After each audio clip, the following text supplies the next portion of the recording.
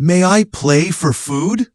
The timid voice of a 12-year-old girl echoed across the marble lobby of the Grand Imperial Hotel, piercing through the elegant laughter and clinking champagne glasses.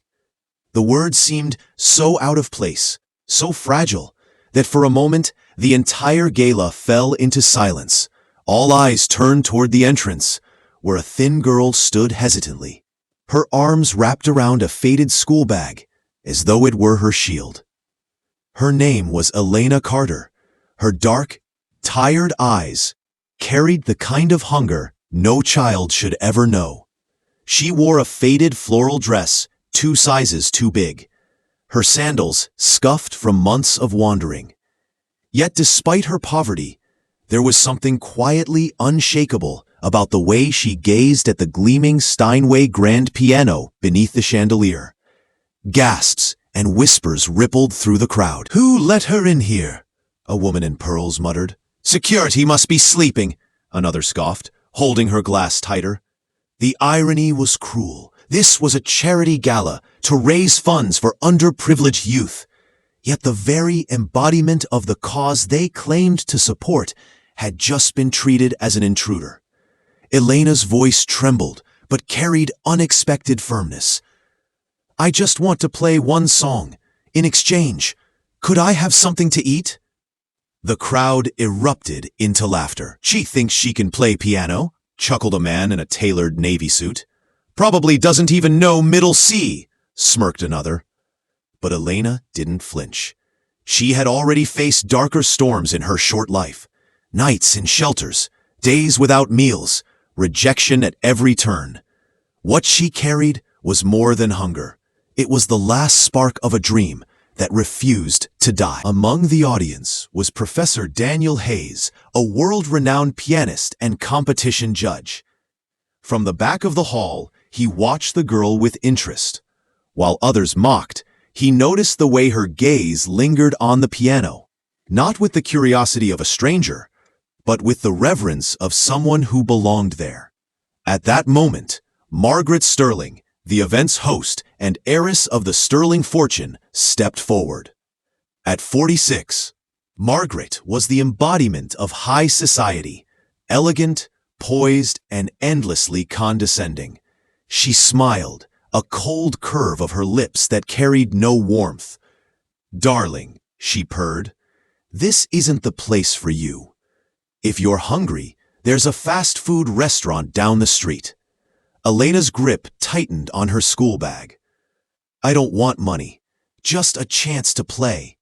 One song for a plate of food." The laughter grew louder. Margaret raised an eyebrow, amused by what she considered childish arrogance.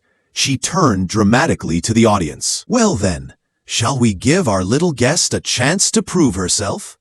The crowd cheered, not out of kindness, but eager to see the humiliation that would follow. Margaret thrived on spectacles like this. She raised her manicured finger. "Here are the conditions. 1. You will play only one piece, chosen by us. 2. If you play it decently, I'll personally buy you dinner. But," she let her voice drop theatrically, "if you fail, as we know you will, you leave at once and never dare to interrupt respectable people again." Some guests winced at her cruelty, but most chuckled approvingly. Elena, however, stood calm, as though she had heard such words many times before. In her heart, a memory stirred, her grandmother's gentle voice. "When the world tries to belittle you, Elena, let the music speak. Music tells the truth, even when people don't want to hear it." "I accept," Elena said firmly. Margaret smirked. "Wonderful. Mr. Blake, perhaps you could suggest a piece?" James Blake, a bar pianist eager to please, grinned mischievously. "Why not Beethoven's Für Elise? Everyone thinks it's simple, but playing it properly requires skill. Perfect for exposing a fake." The crowd roared with approval. Margaret clapped her hands. "Excellent choice. No excuses then." Elena walked slowly toward the piano.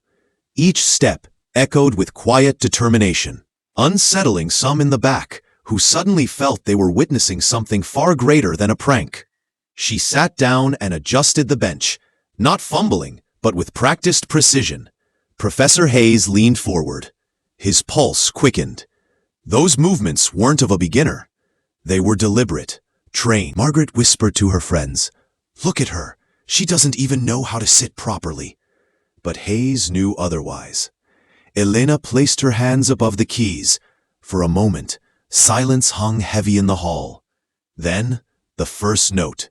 It rang clear, controlled, filled with life. Heads turned instantly. This was no hesitant child poking at keys. This was a pianist. She began the opening melody of Für Elise. Every note flowed like water, her fingers gliding effortlessly. The crowd's laughter died into stunned silence. She didn't just play, she breathed the music. Dynamics rose and fell like tides, each pause charged with meaning. Her small frame seemed too fragile to contain such mastery. Hayes's chest tightened. He had evaluated pianists for 35 years, but what he was hearing defied logic. Her technique was flawless, her phrasing mature beyond her age. This wasn't mimicry, it was artistry. Memories swept over Elena as she played. Her grandmother, Ruth Carter, had once been a brilliant pianist herself. Barred from conservatories in the 1970s because of her skin color, Ruth turned her home into a sanctuary of music. It was at that battered upright piano that Elena's tiny hands first touched the keys. "Music belongs to everyone," Ruth used to say. "They can deny us stages, but they cannot deny us truth." For 8 years, Elena lived in that truth. After Ruth's passing, she was swallowed by the foster system, separated from music. For 4 years, she carried melodies only in her mind, tracing invisible keys on shelter walls. Now, reunited with a real piano, the music poured out of her like a flood. The audience sat motionless, captivated.